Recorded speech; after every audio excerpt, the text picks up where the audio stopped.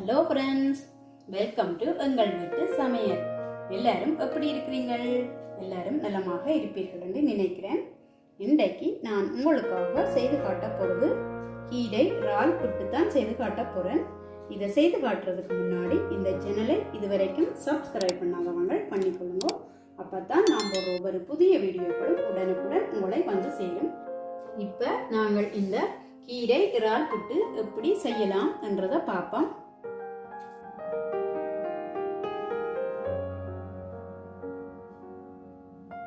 புட்டு செய்கிறதுக்கு மாவை முதல் கலந்தெடுப்போம்.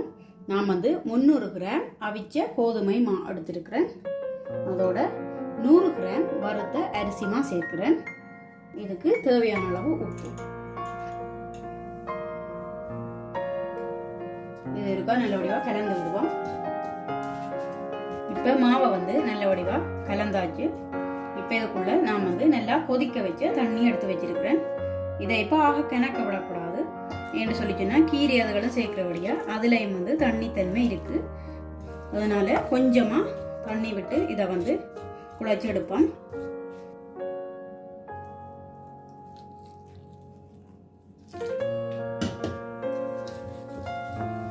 நான் இந்த மாவுக்குள்ள 250 மில்லி லிட்டர் நல்லா கொதிச்ச தண்ணி சேர்த்திருக்கிறேன்.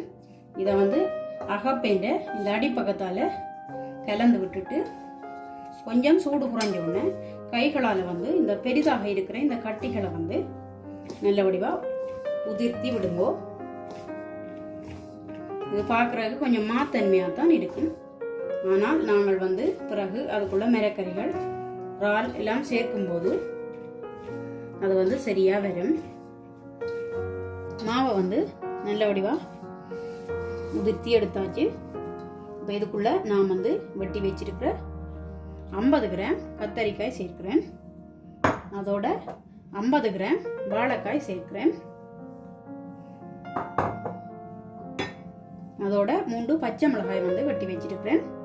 அதையும் சேர்க்கிறேன். 100 கிராம் சின்ன வெங்காயம் எடுத்து நல்ல குருணியா வெட்டி வச்சிருக்கிறேன். அதையும் கலந்து விடுறேன். நீங்கள் எந்த வெங்காயம் வேணுமென்றாலும் எடுத்துக்கொள்ளலாம். ஆனால் சின்ன வெங்காயம் சேர்த்தீங்களா டேஸ்ட் நல்லா இருக்கும். இறால் எடுத்து அதை நான் சின்ன வெட்டி வச்சிருக்கிறேன். இது தோலெல்லாம் எடுத்துட்டு தலையெல்லாம் கழிச்சிட்டு இவ்வளவு சேர்த்து 100 கிராம் இந்த இறாலையும் இப்போ இதுக்குள்ள சேர்க்கிறேன். நீங்க அப்படியே முழுசாவும் சேர்த்துக்கொள்ளலாம். நான் சின்ன துண்டுகளாக வெட்டி இருக்கிறேன். இப்போ நான் 150 கிராம் கீரை எடுத்து அதை 1 மணி நேரத்துக்கு முதலே கழுவி தண்ணியை நல்லா வடிய விட்டு அதை சின்ன அரிஞ்சு வச்சிருக்கிறேன். அதையும் இப்போ இதுக்குள்ள சேர்க்கிறேன். கீரையில நார்மலாவே தண்ணி தன்மை கூடுதலாக இருக்கும். அதனால நாங்கள் புட்டு தயாரிக்கிறதுக்கு 1 மணி நேரத்துக்கு முதலே அதை கழுவி நாங்கள் வடிய வச்சுட்டு பிறகு செய்த வேண்டாம். தண்ணி தன்மை கொஞ்சம் குறைவா இருக்கும். இது எல்லாத்தையும் நல்லா கலந்து விடுவோம். இப்போ இந்த புட்டு கலவையை நல்ல வடிவா கலந்துட்டேன். இப்போ நான் 75 கிராம் துருவிய தேங்காய் துருவல் வச்சிருக்கிறேன். அதை இதுக்குள்ள சேர்த்து விடுறேன். அதையும் நல்ல வடிவா கலந்து விடுவோம். இப்போ இந்த புட்டு மாவை நல்ல வடிவா கலந்து எடுத்தாச்சு. முதல் பார்க்கும்போது மாத்தன்மையா இருந்தது. இப்போ பார்த்தீங்கன்னா தெரியும் நல்லா இருக்கு. நல்ல வாசமாகவும் இருக்கு.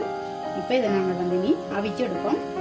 தண்ணியை நான் கொதிக்க வச்சுட்டேன். அது நல்லபடியா கொதிச்சுட்டுது. இப்போ நாங்கள் புட்டை அவிச்சு எடுப்போம். நான் நீத்துப்பட்டியில வச்சு அவிச்சு எடுக்கிறேன்.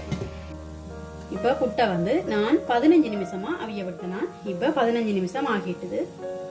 இதை இறக்கி எடுப்போம். இப்போ இதை நான் ஒருக்கா அவிச்சுட்டேன். இன்னும் ஒருக்கா அவிக்க இருக்கு.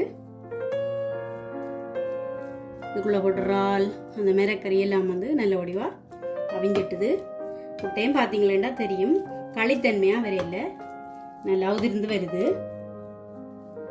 ஓகே ஃப்ரெண்ட்ஸ், இந்த சுவையான சத்தான இறால் கீரை புட்டு ரொம்ப சூப்பராக தயாராகிட்டுது.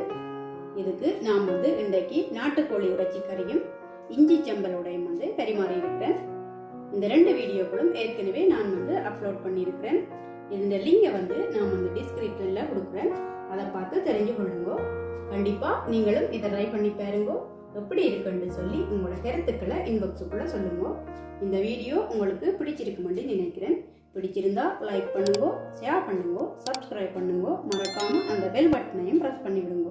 நான் உங்களை இன்னும் ஒரு புதிய வீடியோவில் சந்திக்கிறேன். அது வரைக்கும் நன்றி.